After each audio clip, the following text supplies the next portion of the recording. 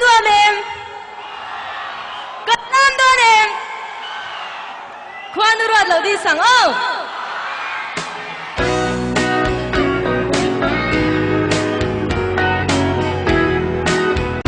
Budeng Bidang Thin Lai Thêm Du Di Katonga Asak Mela Tu Chasia Ajetia La Duai Samani Masemo Kwanurad Re Silo Apoige Kadilurun Saya selamat kau mangkal siun. Kwanurad Lodi Saya selamat kau mangkal siun. Anang ye tu sia silong ya rem hei se kahim don sia ma se mo nang nen tua oi te rem silong rem lo ani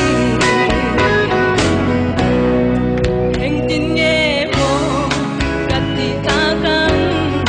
katon di katan ja na lonely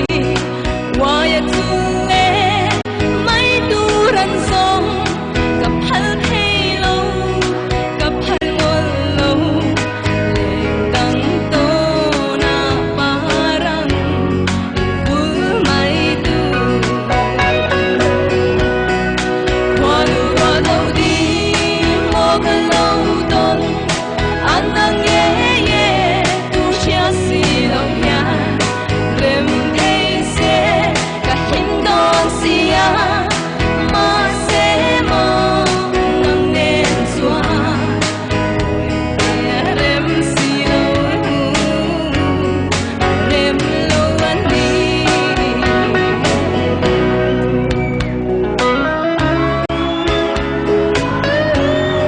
Anuamem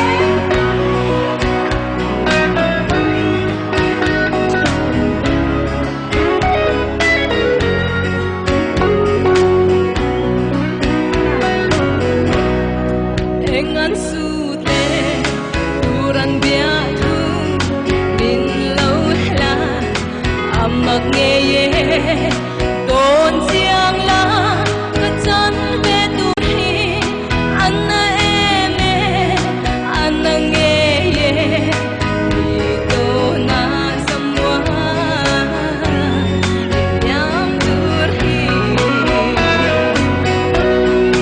Kwanurad Lodi mo kalau don anang ye tu sia silong ya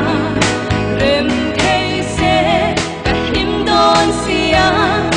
ma se mo nang nen chua oi te rem silong rem lo ani Kwanurad Lodi